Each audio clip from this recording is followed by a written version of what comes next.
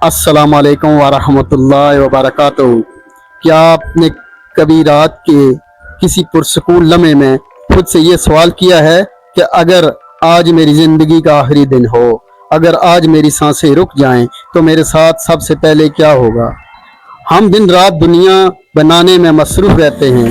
कोई दौलत कमा रहा है, कोई शोहरत के पीछे भाग रहा है, कोई मुस्तकबिल की मनसूबाबंदी कर रहा है, लेकिन एक हकीकत ऐसी है जिससे ना कोई बादशाह बच सका, ना कोई और इसके अलावा हमेशा जिंदा रहा, ना कोई अमीर ना कोई गरीब।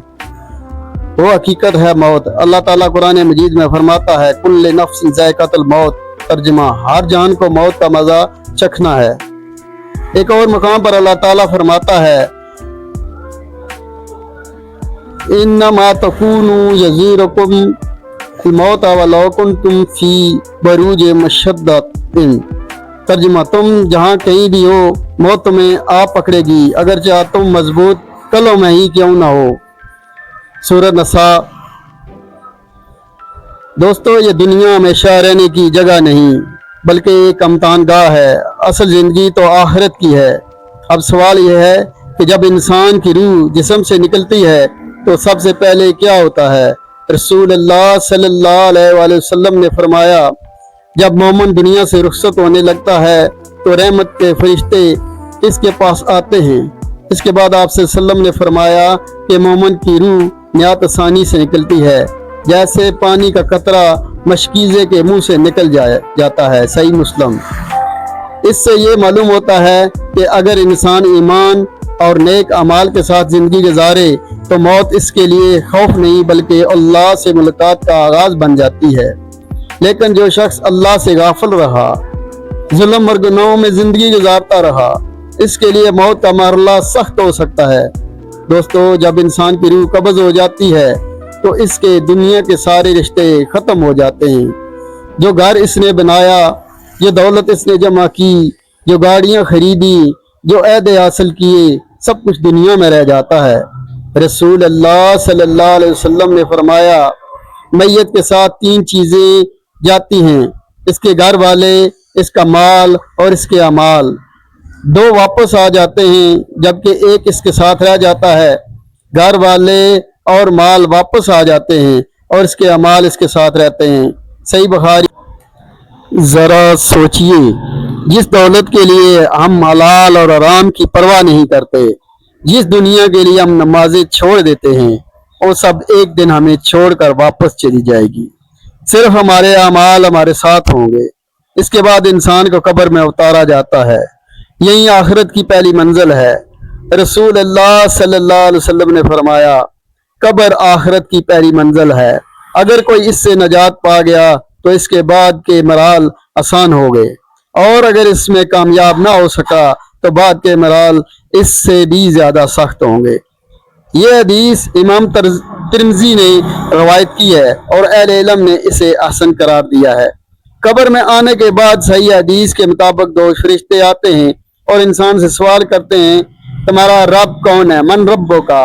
तुम्हारा दीन क्या है? मन दीनों का।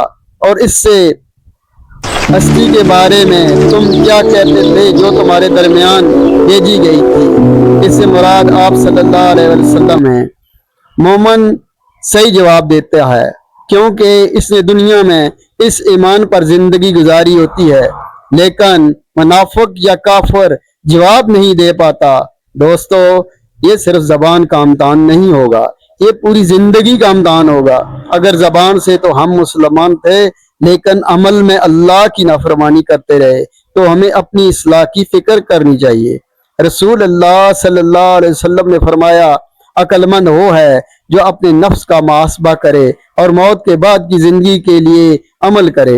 ये हदीस हमें याद दिलाती है कि हर दिन अपने अमाल का जायजा लेना चाहिए। आज अगर किसी की नमाज कज़ा हो रही है तो इसे सोचना चाहिए। अगर किसी ने वालिदैन का दिल दिखाया है तो माफी मांगनी चाहिए।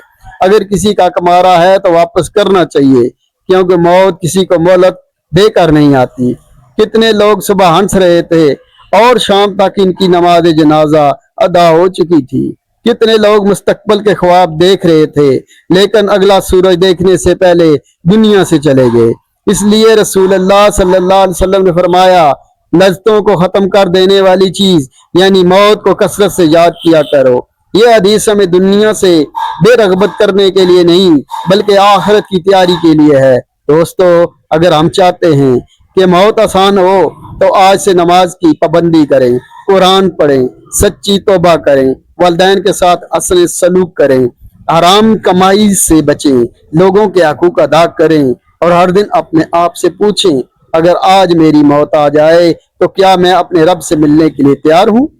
अल्लाह ताला हमें सही ईमान, नेक अमाल, हसन खात्मा और कब्र की आजमाइश में कामयाबी अता फरमाए। आमीन या रब्बिल आलमीन।